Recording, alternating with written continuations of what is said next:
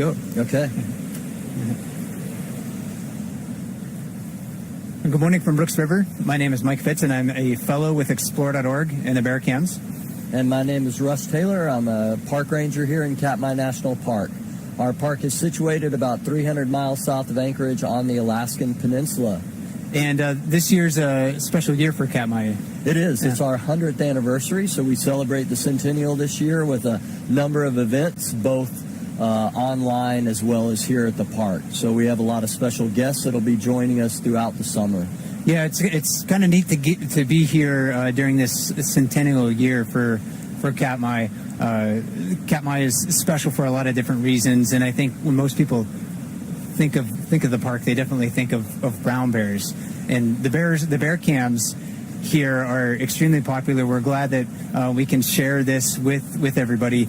And today we're going to be talking about an interesting topic, one that's fairly relevant to this time of the year, the bear hierarchy. That's right.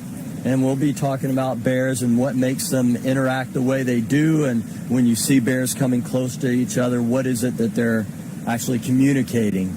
Because you see it all the time on the cams. You see bears posturing with one another. You see them displacing one another, trying to steal fish. So there's almost every moment some bear almost trying to push his way into another fishing spot that's occupied by another bear. So the hierarchy is a very interesting dynamic. So we're going to try to help you gain some understanding on that, so you can read their behavior and learn just a little bit more about why bears sit where they do in the ranks. If you have questions for us, we'll try to answer those questions as well. You can go to explore.org. So if you're watching on Facebook Live or something like that, go to explore.org to the live chat channel on the Bear Cam pages, and you'll find a comment section at the bottom of that page, and you can post your question in there, and we'll be happy later on in the broadcast to try to answer as many of those questions as possible. We sure will. But just to start, we should perhaps introduce the hierarchy, because I think last night one of the examples that we saw was during our live play-by-play. We saw one big male bear who we couldn't identify or didn't really know. It was like possibly a new bear. We're not really sure, but really big adult male sitting in the waterfall, and another really big adult male kind of walked right over to him, one of the more dominant bears. 747. Yeah, and we saw him, the 747 directed approach, challenging that other bear. And I would have thought, based on that, the 747 was going to displace that bear. And to my surprise anyway, that bear held its ground and seemed to say, I'm staying right here, and 747 gave him that space. So that was a very interesting, to me at least, sort of bit of behavior between two of the river's largest bears. And when we talk about the hierarchy and dominance, dominance essentially, if you were to use a dictionary definition, it would be just having like power and influence over another human. But again, in the bear world, of course, not necessarily bears exerting power over one another, but they certainly are influencing each other's movements. And that example from last night, 747, really did want that jacuzzi, it looked like. And that's if you're watching the cams, that's the plunge pool below Brooks Falls, where a lot of bears kind of sit right in a lot of boiling water. And so 747 wanted to sort of exert his influence on that other bear and say, hey, I want that fishing spot. And the other bear sort of turned to him and said, he kind of bellowed in his face and said, it's not going to be that easy, big guy. That's I'm right. Just as big as you are. And they didn't actually come to blows. They didn't come to fisticuffs, so to speak, or pawsticuffs, I guess. They didn't actually start to fight. All that communication happened with body language, some growling, and they didn't actually engage in physical conflict. And that's an important point to consider when we're thinking about how bears interact with one another and why they do live in sort of this hierarchical sort of social structure. Right. It's because they really are trying to avoid conflict. they don't want to get into fights with one another. We see them with a lot of wounds and scars on them at this time of the year, especially the adult males. But this sort of social structure that they have seemed to have evolved to help them avoid physical confrontation. Well, they're large animals. They're very, very powerful animals. And when you do see a fight, it is short usually, but very brutal. And you wouldn't want to do that all the time. If you engage in physical conflict regularly, these bears may be injured beyond measure. So they want to avoid that conflict as much as possible. And when you're a big bear and you're a dominant bear, you're one that can sort of exert its influence on other bears, what sort of advantages might you gain by just being a really big guy at the falls? Well, the number one advantage is you get the food you want, the best fishing spots. You're going to get that. The other thing is you're going to have more opportunities to mate and to pass your genes on. And so those are two of the biggest factors that make dominance a reward. And it seems to be that bears in this environment and across really the whole habitat range are kind of selected, so to speak, to just grow larger. Like if you're a bigger bear, like you're saying, you can dominate the best food resources. You can have greater access to mates. And the bears here have extremely rich food resources, and that's maybe why they grow so large. But in other environments like Yellowstone National Park or other places where there are grizzly bears, the bears still have sort of like this these ranks almost, with very dominant males at the top of the hierarchy and younger bears, smaller bears at the bottom. So we see this laid bare right here at Brooks Falls because there are so many animals next to one another. And it's a little different here because the food source is so rich and plentiful. Bears tend to be solitary creatures unless they're a mom with cubs, and then they're, of course, very social in that family unit. But bears generally hang out alone, especially in places where there's a lot of territory and food is more sparse. But with such a heavy concentration of salmon coming up the Brooks River, it brings bears from all over this region to this area. And so when you now have bears that are normally solitary creatures interacting with one another, they've got to establish some type of social order that can create at least a bit of harmony to allow everyone to get food. So they need to create a system. Right. We talk about it almost like a way to resolve conflict. Bears are in competition with one another all the time, but it is their body positioning and establishing this hierarchy it's almost like a peacekeeping method more than anything else, because they are really, as much as possible, trying to avoid physical confrontation. And it can be challenging to read what it is exactly they're doing. As I watched them last year come into conflict, I didn't always know who won, so to speak. Sure, and sometimes you don't know. Yeah, that's true.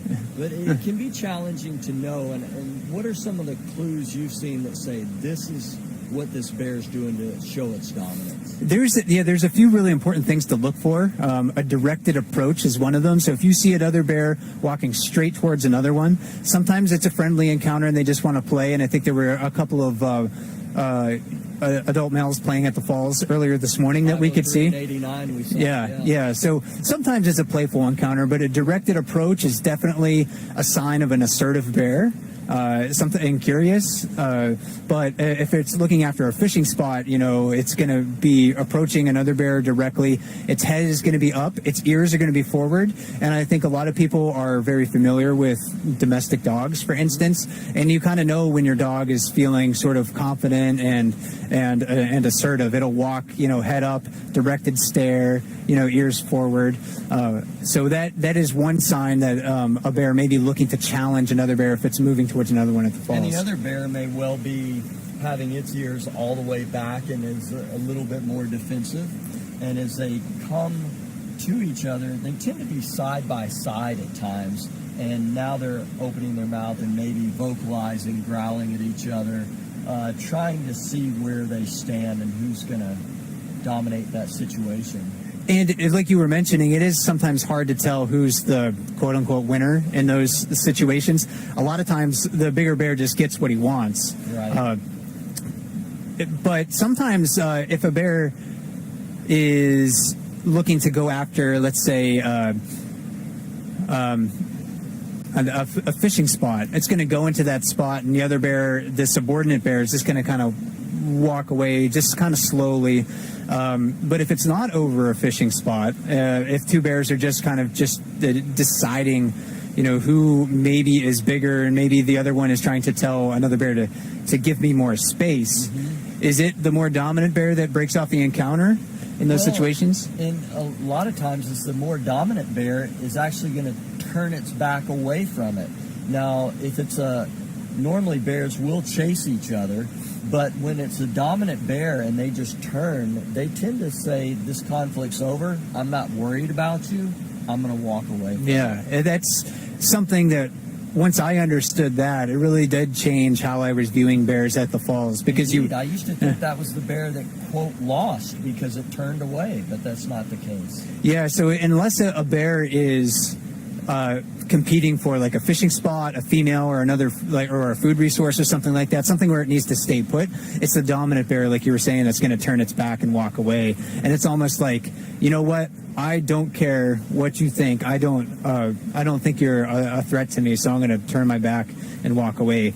And you'll sometimes see the other bear walking away and almost have like a, I don't know if it's like, it feels a little insulted, but they just, a little bit of a sheepish look. Yeah, and they'll maybe even walk away and continue to do a little bit of posturing. Right. But I think that's maybe for show for other bears more than the one that they just interacted with. Let's talk about the walking. Sometimes we see what's termed the cowboy walk, where a bear will give a very exaggerated and fairly stiff movement, particularly of its back legs, and it is showing its size, and sometimes it'll be urinating as it's walking to do that, and that's another way to show dominance in an area. Or they'll mark a tree and rub against the tree, rubbing their scent to say, I'm in this area is mine. And those behaviors happen throughout the active season for brown bears, but it tends to happen, I think, more often early in summer and late spring, too, because that's the bears' mating season. And, of course, the bears right now are also encountering one another, many of them for the first time up at Brooks Falls. Right. So you'll see more of that posturing happening right now than you would if you're tuning into the bear cams in September. Not nearly as much happening then, but, yeah, marking trees, the cowboy walking, urinating on the ground. Those are not only visual signals, but they're also, when they're, stomping their feet into the earth and twisting, they may be leaving scent marking in that way. So urinating, stomping their feet, rubbing themselves on the trees. All of these are signals that tell other bears, hey, I'm big, I'm around, and maybe you want to keep your distance. Yeah, and when you happen to see one of them just under the platform walking by and cowboy walking, it's really impressive. You can almost feel the earth shake as they walk. They're really making a statement. And these bears here are giants compared to a lot of grizzly bears throughout North America. They're the same species. Brown and grizzly bears are the same species, but the bears here on the Alaska Peninsula really do rival the Kodiak bears in size. They do. 700 to 900 pounds now, and when we see them in September, October, 1,200 and up for some of these large bears. Right. So when you see those two big adult males posturing at the waterfall, that could be close to 1,500 pounds or more of animals interacting with one another. So quite an impressive display of strength and power really in those. But one thing that we haven't mentioned so far is where bears sort of rank in the hierarchy, just depending on their age and sex. Right. Well, generally we've seen here you have the males. The larger males are clearly going to be the most dominant bears. Then we have the mother and cubs. A lot of that's because that mother, being in a protective mode, is super aggressive.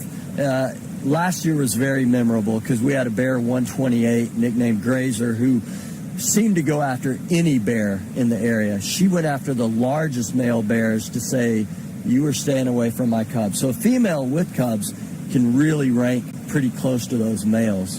And then we tend to have other females after that, and then the subadults, male and female, kind of below that. Yeah, and it varies almost from day to day, but those general classifications tend to hold over, seasons and years. Right. So, yeah, if you're the biggest bears in the river are the adult males, and they can weigh maybe sometimes in some cases twice as much as an adult female. Right. So the big adult males usually have their choice of where they want to go, and their only real true competition is other adult males. Right. And then, with 128, you were mentioning last year, she was pretty dominant. She would back off sometimes adult males who were bigger than her because she was so defensive. Yeah, there were days where you would say she was the dominant bear, and I don't think she necessarily was, but the older males would not always fight back aggressively against her. I don't know if they intuit that she's protecting her cubs and they're not going to go into a full-on conflict with her, but she didn't back down from even the biggest bears. And I think the bears they're smart enough to recognize, hey, this bear really is serious. Yeah. When someone gets up in their face and is willing to claw and bite them and really try to maul the other bear, they're like, hey, okay, yeah. I know you mean it. All right, I'm just gonna stand here. Maybe I'll back away, even if you're a smaller bear. So when we talked about where bears rank in the hierarchy, size generally means a lot in the bear world, but assertiveness and disposition is one of those other real players. Yes, and we see that especially with some of the younger male subadults who are nearing adulthood. The example, I don't want to overuse this example, but 503 is a young adult male, and the thing I noticed about him last year is I was really shocked that when we got into the fall, he was in some of the most dominant fishing positions. He was taking that plunge pool or the jacuzzi beneath the falls that the largest bears use. And it seems like 503, even being a young bear, is extremely assertive, very self-confident, and does not hesitate to go in. Now, we saw him get pushed away last night by the bigger bears. He's still not a dominant bear, but you can kind of see in him the possibility of him being a future dominant bear because of the attitude. Yeah, and that confidence is one of the things that dominant bears express all the time. And when we talk about the river's most dominant bear that we've seen this year, number 856, that's how he behaves. He walks through the river sort of with disregard to all other bears. We've rarely seen other bears challenge him. Last year, there was some of that going on, and we'll try to get to that in maybe just a little bit. But, he moves through the river, head up high, ears forward, directed approach. He really shows all of those signs of a very big, dominant animal. And one of the things I've noticed with a dominant bear like 856 is he will go over after big bears, but he will also go after small bears. Last night, we had a little bear wash over the fall and ended up between 856 and 747, which if you're a little bear is a pretty scary position to be. And 856 chased that bear away. Now, he goes after little bears. He goes after big bears. As a matter of fact, there's a dead cub not far from us that he ran into and took the opportunity to kill that cub. He'll kill little ones. He'll fight against big ones. He's truly dominant. Yeah, he's one of those bears, and this term I don't think has been described in like the scientific literature as far as I know, but one of those bears that we could consider like hyper dominant. He's just willing to assert himself in almost all situations. Right. So he'll go, like you were saying, if a smaller bear sort of encroaches on his space, he'll move them out of the way, even though they're not a physical threat to him. And he's much more willing to challenge even the bigger bears. And that's a difference between him and another fairly dominant bear that we see at the falls, number 747, who I think is heavier, but seems to rank just a step below 856 in the hierarchy. Yeah, and there may be times that 747 will displace 856. Maybe 856 doesn't want to get into the conflict at that time, but the majority of the time it's 856. And 747 won't back down to really many other bears except 856. Although he did last night with that bear. Yeah, he did challenge that other bear last night. So it's exciting when you get sort of a new player at the waterfall, because watching those bears interact with all the others, it really helps you to sort of understand just how quickly they can find their place. Because they will push the boundaries with some bears, but if you're a young bear, you know pretty much right away, hey, I'm not going to be able to challenge these other bears if you're small. So they'll kind of keep their distance. But when you see one of those large mature bears show up at Brooks River, that's, for me, fairly interesting to watch. Just how quickly they sort of slip in there and decide, hey, I'm a big guy like that one we were watching last night. I can afford to sit here in the jacuzzi and probably not have to worry about too many other bears challenging me. And we see some other bears that will go back and forth a little bit. Right now, it seems like currently,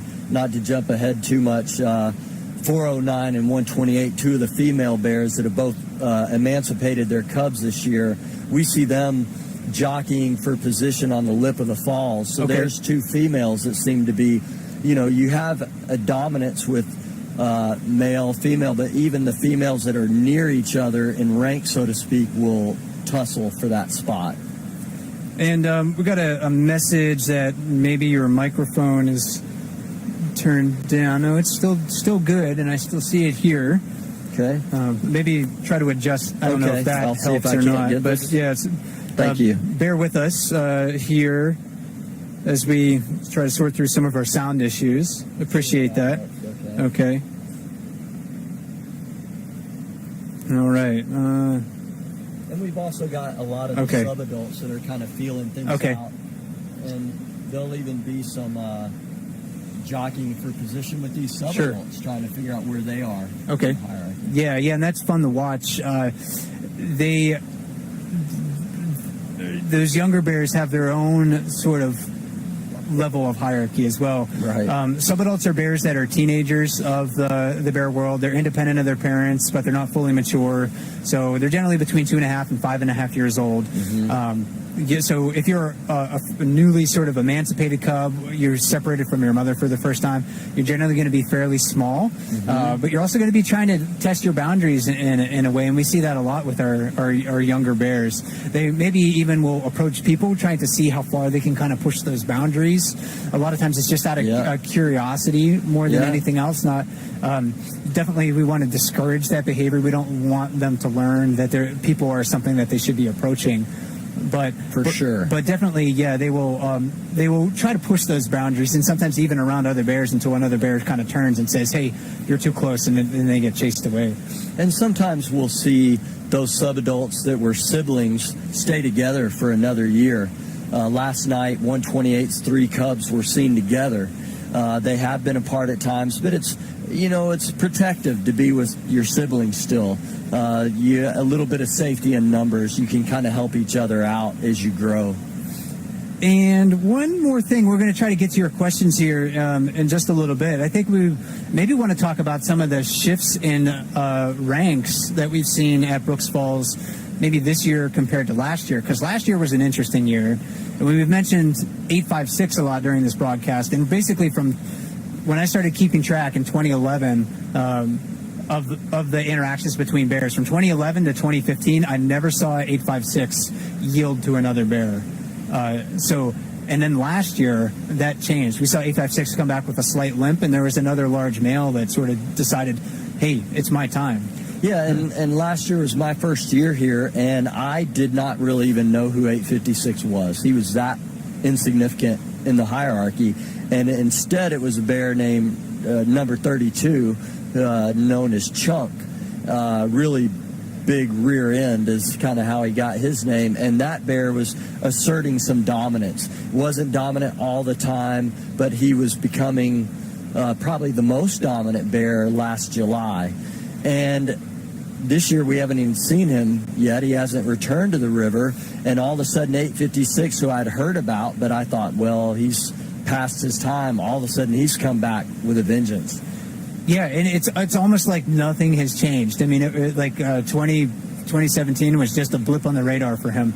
And he's in his mid-teens right now. I mean, he's pretty much at the maximum size that he'll attain, and strength as well. Right. So he's really taking advantage of his place in the hierarchy, not only to gain access to food resources, but like we mentioned before, access to maybe more mating opportunities following females. This is the tail end of the mating season. So And as you mentioned, Mike, when you see 856 in the river, you see the attitude on that bear. It is clear that you can just look at that bear and know that he's saying, this river is mine. I dominate it. And every year since, again, 2011, I've kind of wondered, is there going to be another bear that's willing to challenge him and maybe displace him from that really the top spot in the hierarchy? And we currently haven't seen it. It could happen later this year. Could happen next year. Just it's really hard to say. But those bigger bears are always facing competition from younger bears that are growing and getting stronger each and every year. Well, let's talk about some of the older bears. Bears such as Otis that we talk about a lot. Bear 480, the oldest known bear, 22 years old. He, held his own fairly well last year, but it seems like he's maybe yielding his spot a little bit more this year. And why might that be? He's just getting older. I mean, his teeth are wearing down. He's actually missing a couple of canines, and I think anyone who ages as a human can kind of relate to this. You just aren't as spry as you used to be. So that competition, especially in the bear world, when you're facing challenges from other bears all the time, can just kind of wear itself on other bears. They're injured. I mean, they do receive a lot of injuries. They may their bones probably start to creak a little bit. And Otis is the oldest adult male that we know of at Brooks River. He's about 22 years old. So fairly old adult male. We're not exactly sure of his age. He could be a couple years older, a couple years younger, maybe not. So maybe on the older side of that 22. I just didn't think we could do a live cast without talking about him. So that's another interesting part of that hierarchy. As 747 and 856 age and they get up towards 20 years old or more, we may see them actually slip down that hierarchy a little bit, and they may kind of fill that niche like 480. He can go to a lot of places, but he's subject to more competition and more displacement from those other bears. And also with the higher river level this year as opposed to last year, there's less fishing happening at the lower part of the river. Last year, a lot of our subadults and moms with cubs could fish really successfully in the shallower water. They could get to the fish, but now that the river's deeper, they seem to be funneling up a little bit more here to the falls, and that's creating another level of competition because they're really kind of packed in again. So when you're watching the cams, do try to pay attention to the bears, their body position, their ear posture, how assertive they're moving throughout the river. All of those things are going to give you clues to who outranks who, and again, those advantages if you maintain a high rank are very important for being successful, to sire more offspring, to gain more food resources, to get fat so you can survive winter hibernation. And we're about halfway through the chat, so maybe we can reintroduce ourselves, and then I think we'll try to get to questions. I think there's a lot piling up in our queue, so we'll see what people have sent us. Sure. My name is Russ Taylor. I'm a park ranger here at Katmai National Park on the Alaskan Peninsula. And my name is Mike Fitz, and I am a fellow with Explore.org and the Bear Cams, and we're very happy to be joining you here at Brooks Falls, Katmai National Park, about 300 miles southwest of Anchorage, Alaska. And a lot of questions actually in our queue, and I'd like to thank our moderators again for looking at the chat window and sending us these things. And people were kind of wondering about a younger bear that we actually saw as we were setting up for the broadcast, and I don't think he's here right now. At least I don't see him. Kind of 89? Number 151, actually. Oh, 151. Yeah, we were seeing 151 down here in the riffles a lot this year, actually. Yes. And someone was wondering, why is that bear maybe down here this year and maybe not up at the falls? We saw him maybe more fishing at the falls more last year. I did see 151 at the falls a lot last year. That's interesting. That part of it may be the fact that, as we were just talking about, bears are kind of getting funneled more to the falls. There seem to be more numbers of bears in these large males, and 151 is not large yet, and so it may be a little more intimidating to be up at the falls. He may be getting pushed out a little more, and he's going to find some other places where he can be successful fishing, but the falls may be a little harder to maneuver in this year. Yeah, and I think that's probably the case. He's just not a very big adult male, not yet anyway. He could grow into that. I remember one year 747 just sort of like ballooned. Like he just came back and I was like, who is this giant? And it was him. So that could happen with him, but I think there's maybe just more competition from a lot of adult males up at Brooks Falls this year.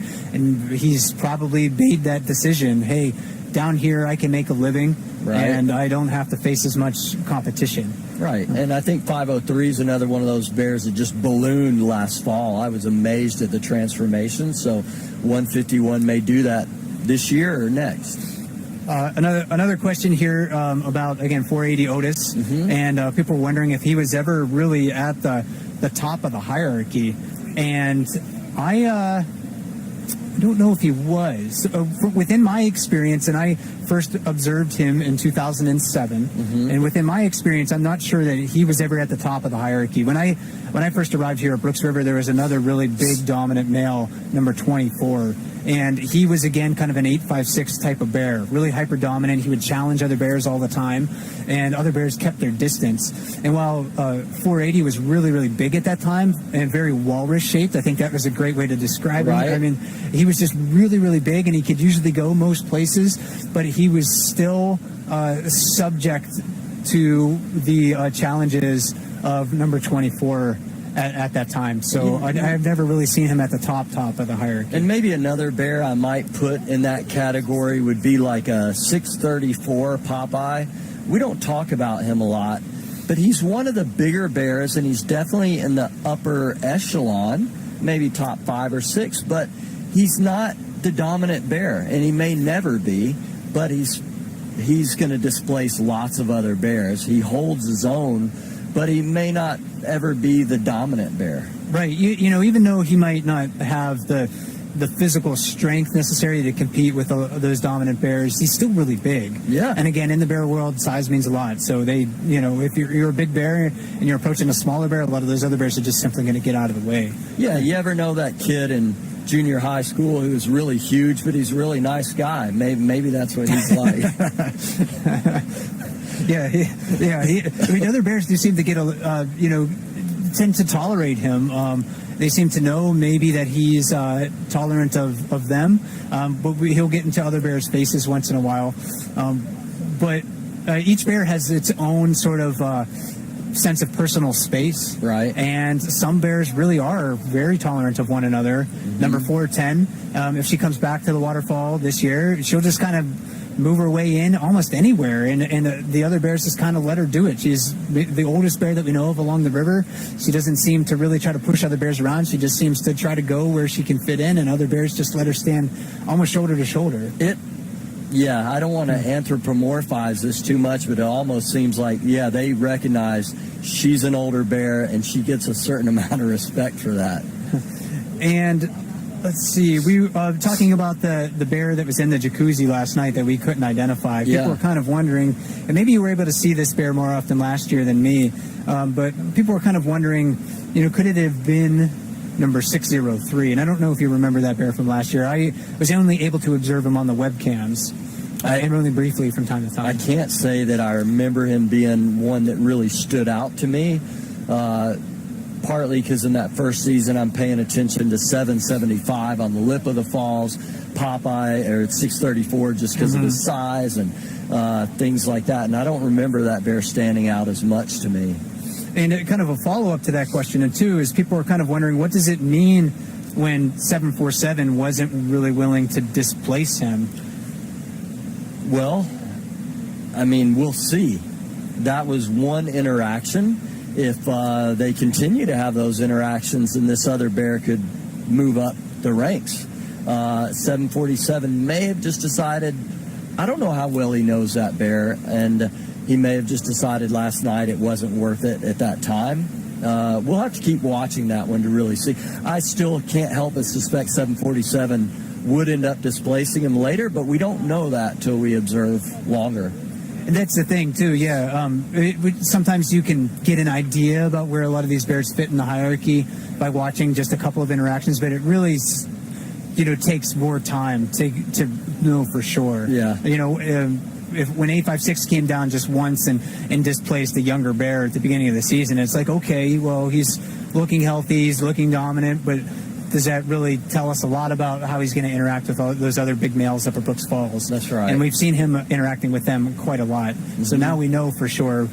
So with that other bear, we're just sort of, going to try to watch and see how many interactions he has with those other animals, and everyone watching the webcams at home can help us out with that, because there's people on the webcams watching all the time, and unfortunately we have to sleep. While I was here, I really wish I didn't have to go to bed, because I would just like to sit outside and observe, but I do get tired every once in a while. So. Well, and the reality is that we have duties and we're moving around a lot, so we'll catch little glimpses where if people are watching on the webcams, they really can watch all parts of the river at one time, so to speak, so it does allow them that advantage to really have a pulse on what's happening out here. And sometimes they inform us as well as we inform them.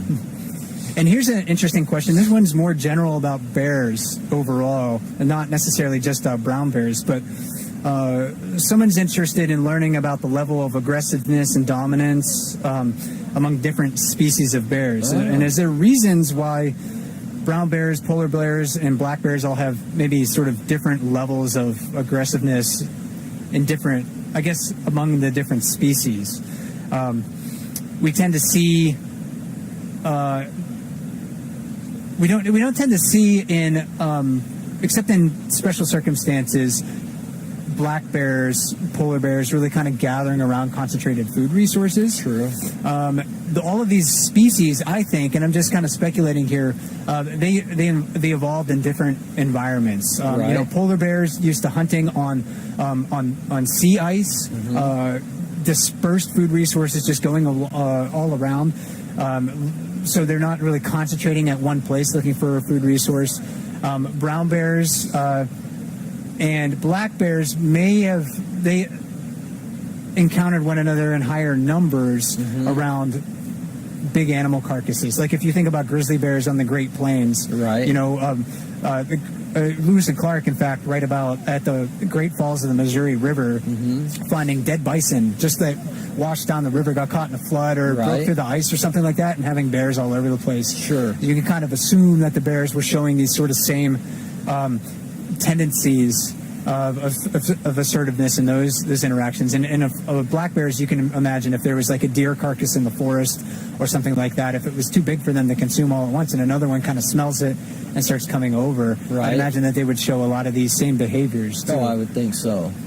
So it's hard to say, but I think I don't necessarily think that brown bears or grizzly bears are necessarily more aggressive around one another than those other species. I think it's just on display more here than with those other species. Yeah, but I'd have to do a bit more reading on that. Yeah, as far as I know, polar bears tend to be they are more solitary. They're not going to be competing in this finite area for those same resources, right? And of course, polar bears would be much more aggressive towards humans as well. I mean, we always have to use caution around any of these wild animals.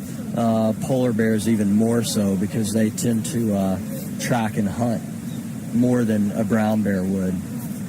And this question is just a little bit different, maybe not necessarily specific to the hierarchy, but it does affect how bears are using the river. And someone's wondering about the water level.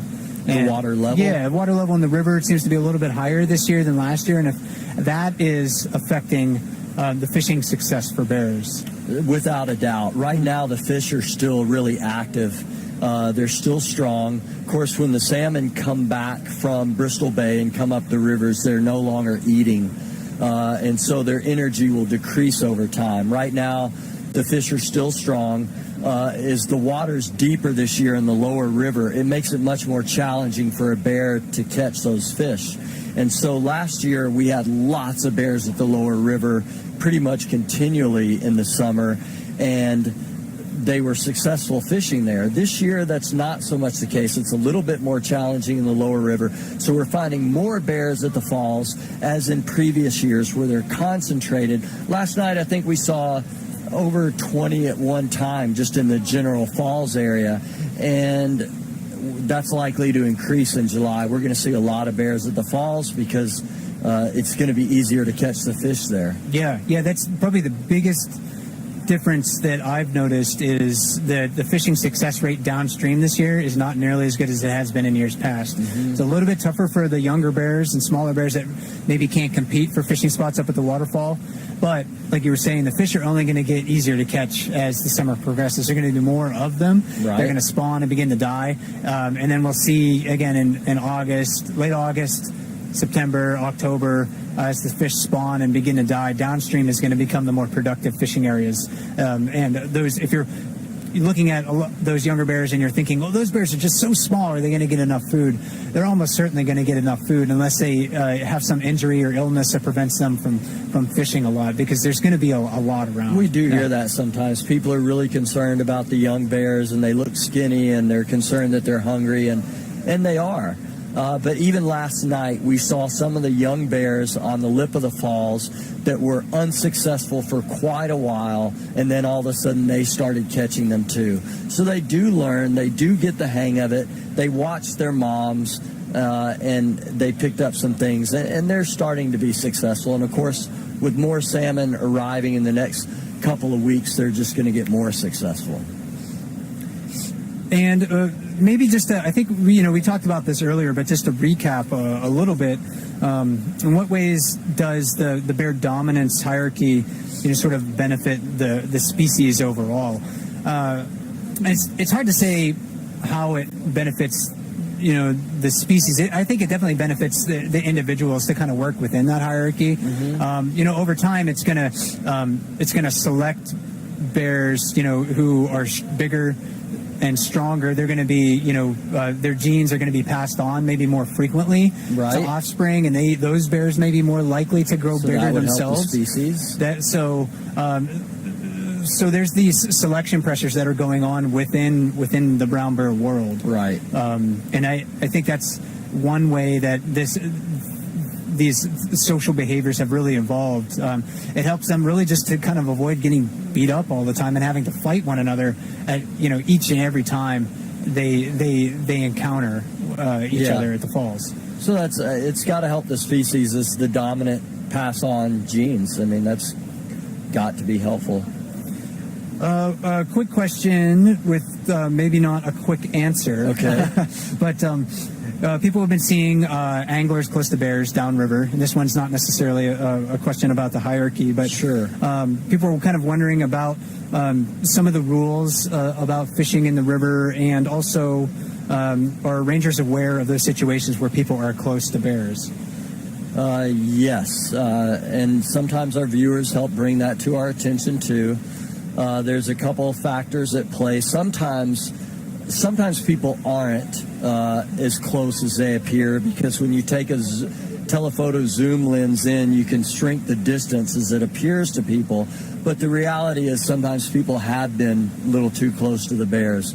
We always want to keep that 50-yard rule. And if you're an angler and you're fishing and you get a fish on the line and a bear were to approach and getting at that 50-yard mark, then you're required to cut your line. Are rangers aware of it? Yes, and we do have law enforcement officers or rangers who are watching that as well, and so people can go back to. We have a bear orientation for everyone who comes to Brooks Camp. Before you can do anything, you go through a bear orientation where you learn specific rules, and if you're not following that, then this year you can be sent back to that, which is a bit of a hassle to have to leave your day and go back. And then there's other various alternatives that rangers and law enforcement have to enforce that as well. But yes, we do know and we are aware, and work on talking with those people. Yeah, it could be, like you mentioned, it could be difficult to really tell the differences on the cams. The cams sometimes do distort distances, but like you were saying, occasionally people do get too close to bears, even though they've gone through the orientation. I should also mention, and this is not to justify what people do on the river, because sometimes we do see people behaving maybe improperly. Right. But sometimes there are situations where you're surprised by a bear, and the best thing to do in those situations is stand your ground. That's true. So we're not necessarily going to get into the nuances of that. That could be a whole topic for another live chat.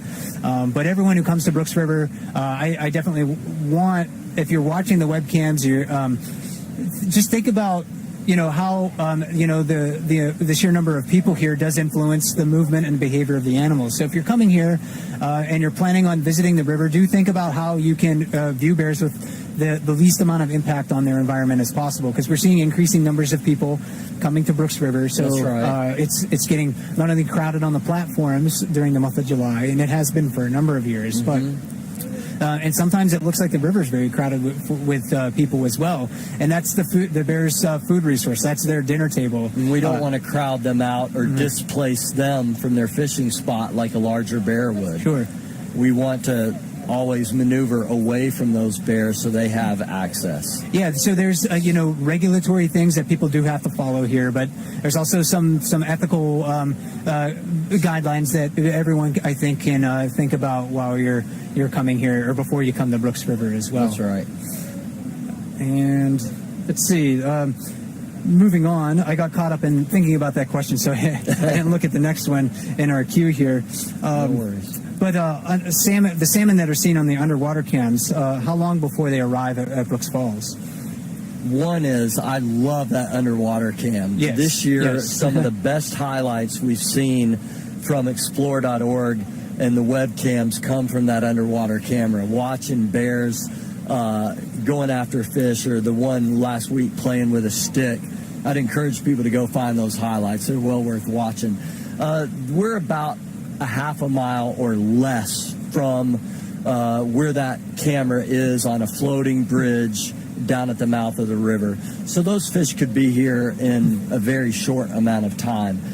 Sometimes they get a little bit spooked by that bridge and they kind of get held up there, and then they'll come up here in big numbers and start jumping the falls. They tend to come in pulses and waves right now.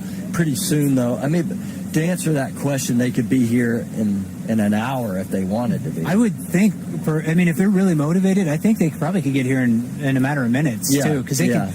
I know some studies from other watersheds with sockeye salmon. They've tracked salmon traveling like 30 miles a day, right, upriver. And so this, to get from the mouth of the river where that underwater camera is to Brooks Falls is like a half mile, three-quarters of a mile at most. So it's a very short distance. Right. So they could get here, I think, very quickly if they were motivated. Yeah. So when you're seeing them on the camera, they are on their way to the falls really quickly. And yesterday there was something interesting that happened on the Spit, which is an area of gravel at the mouth of Brooks River. Sure. There was a bear that looked like it was kind of on a pile of gravel. And people were wondering if we were able to sort of figure out just what the heck it was doing there. It looked like it was digging, maybe burying something or trying to or uncover something down there. I took a look through my binoculars and took some photographs, and I really couldn't see what was going on at that time. I just couldn't tell. One of our webcam viewers thought they had seen a fish get pulled out of that, so that's possible that that's what happened. But it doesn't look like it was anything major. No stashed carcasses or anything of that nature. Yeah, they will sometimes bury large animal carcasses if they can't eat it all at once. So if they encounter a moose or a dead bear, which we've seen with dead bears get kind of cached here along the river. So if they feed on that and they decide, hey, I can't eat this all at once, they may cover it with earth. Right. Maybe to reduce the scent, they'll sometimes sleep right on top of it, and kind of protect that. But we couldn't tell what it was. But the mound did look much too small to be a large animal. That kind of remains a mystery.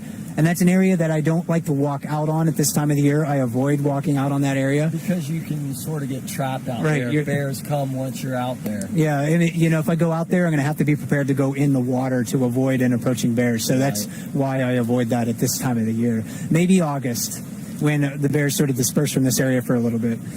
I might head out that way.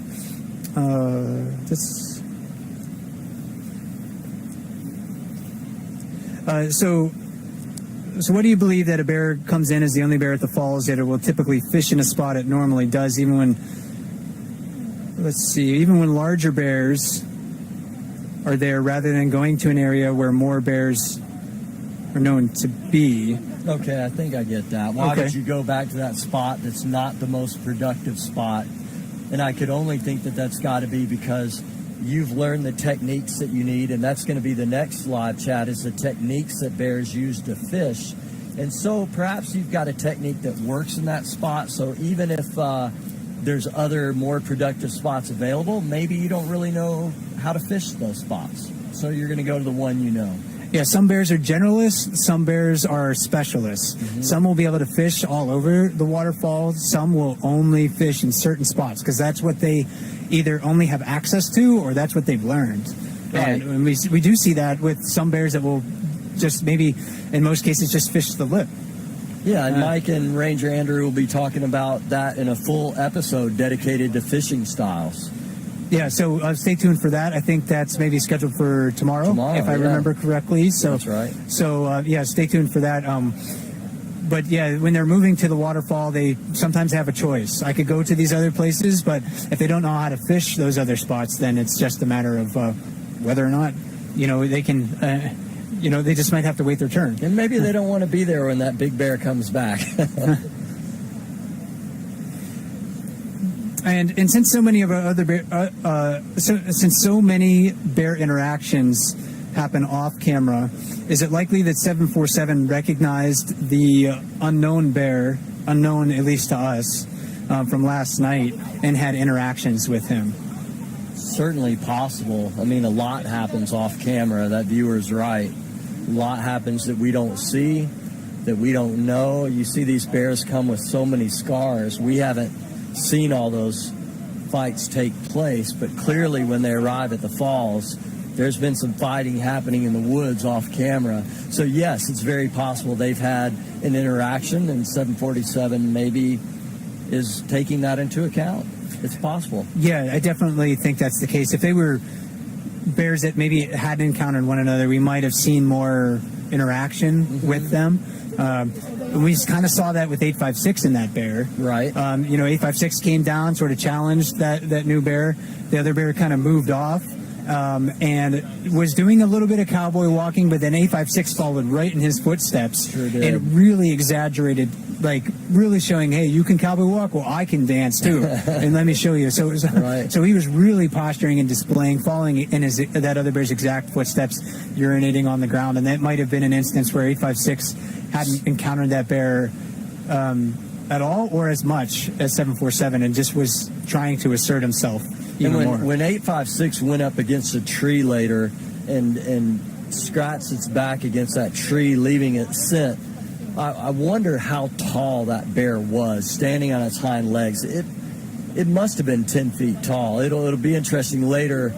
We may go and mark that spot on that tree and see just how tall he stood. I'd like to know that later. Obviously, I'm not going to go down there during the season at all. And let's see, do the dominant bears have a shorter lifespan than maybe smaller or less dominant bears? It's a good question. I don't know if anyone's really sort of empirically tested that. I haven't or read not. a study on it. It's hard to say. I mean, dominant bears like 856, 747, they lead a pretty hard life. I mean, they're challenging other bears all the time. They're sometimes they do get into very violent physical fights. I've seen bears come here with with broken jaws before, big open wounds, very severe leg injuries from time to time, and a lot of times they're able to persevere through that, but sometimes not. And you have to think eventually those injuries catch up with some of those bears. Yeah, 634 last year had a horrible leg injury. I mean, he could barely put any weight on one of his legs for a while. But I'm also amazed at how quickly these bears can heal. Definitely. Yeah, and I've been surprised many times by how quickly they heal from egregious injuries like broken jaws before. My first summer, there was a bear with a broken jaw. You could see his teeth just sort of dangling down. It was sometimes bears will, when they fight with one another, they'll they'll lock jaws and they'll sort of twist, and I think that's maybe what happened. And another bear just snapped his part of his jaw, and he was just like gumming the fish. But he came back another couple years or so and made it. Yeah, and made it. So they could have a shorter lifespan. It's a hard life for those bears.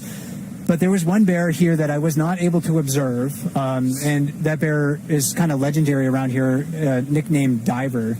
And he was thought to be well over 30 years old the last time he was seen. And I don't know exactly how accurate the age estimate is, but he was also during his prime a very dominant bear. Right. So it's possible that even, I think, very large males can grow and live to be upwards of 30 years of age. Yeah. And we had a couple of those around 2010 or 2011 or so. There were some bears that were adult males that were 28, 29 years old at that time. And so now we've got 410, the female, who's 29 this year.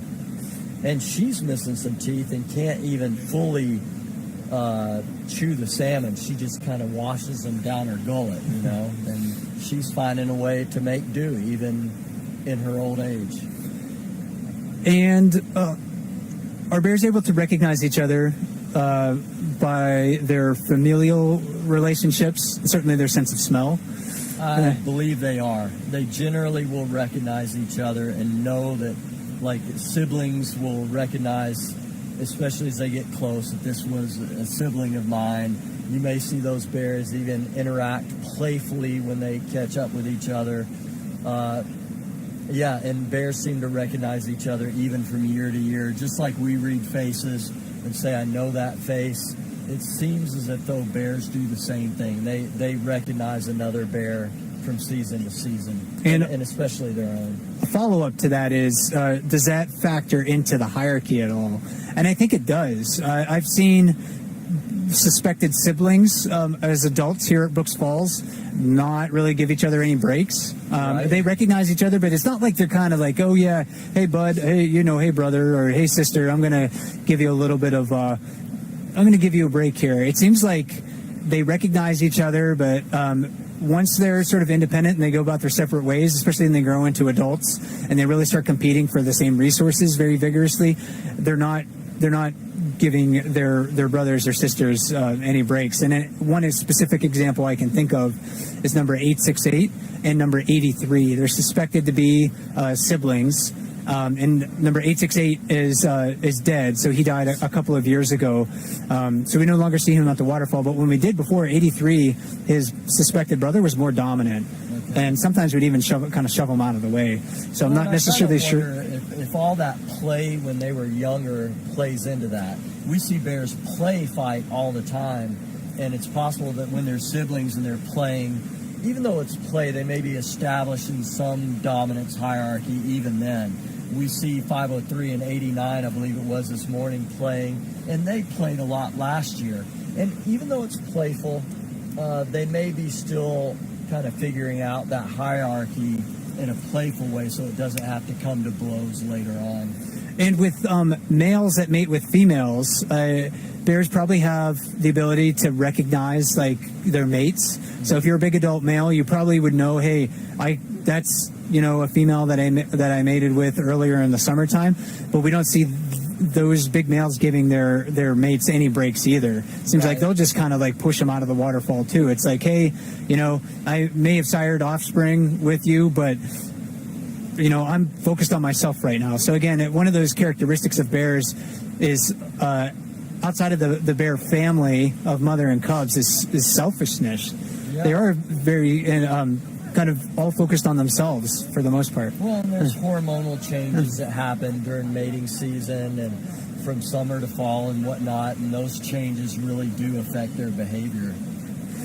And maybe a couple other quick questions here. Is there a hierarchy among the subadult bears that we see at the river? I believe so. I believe they're establishing that. We don't see it necessarily clearly at this point in the summer, but we separated from her mom. Right. So Grazer's runt is probably going to have a bit of a struggle this summer establishing herself. And up at the waterfall, on the lip of the waterfall, we've actually seen some interesting interactions between female bears fishing that spot. There's one younger subadult male that tries to fish at the top of the waterfall, Right. but he's often displaced by bigger females, and people are wondering who are those other females that we're seeing fishing the lip of the waterfall. Last night we saw 128 grazer, 409 bead nose, and another female adult that is not yet identified. Those three were all fishing on the falls. There was some conflict between 128 and 409, and then that other female, unidentified, began to catch fish and was successful there. And there's some interaction there, and that male who, he's clearly below the females in the pecking order right now. That young subadult was definitely getting pushed away by grazer without a doubt. Okay. And last question I think we'll have time for is, where does a bear learn to cowboy walk from? It's interesting because when you first ask that question, I immediately want to say from its mother, because that's how they learn so many things. But the mother doesn't necessarily cowboy walk. No, they really don't. No, that seems to be like a male thing. It is. Yeah. So it must be one of those things that's just inherent in their nature, or they learn it from watching the bigger boars. When you're a subadult, you watch them do this on the river, and you imitate it over time. Yeah, maybe a combination of those things. I do really think it must be inherent within them. Just like people, when they're happy, know how to smile. Right. You know, so with brown bears, that exaggerated gait is certainly not something that they learn from their mother. No. Interesting question. A lot of these things, again, we don't know for sure because we can't ask the bears. It'd be interesting to really, pull 856 aside and say, hey, your cowboy walk is really great. Where did you learn how to do that? That'd be great. Yeah, but unfortunately we can't do that. So we'll just have to speculate on some of those things. But we've been with everybody for about an hour, and I'd like to thank everybody for joining us here at Katmai National Park and Preserve, Katmai Centennial Year. My name is Mike Fitz. I am a fellow with Explore.org and the Bear Cams. And my name is Russ Taylor. I'm a park ranger here at Katmai National Park. And thank you for joining us today. We really appreciate it and appreciate all your comments and interactions with us over time. Thanks for being with us today. Yeah, and please stay tuned for our other live programs. We have several scheduled for this week. That's right. And we'll talk to you soon. See you then.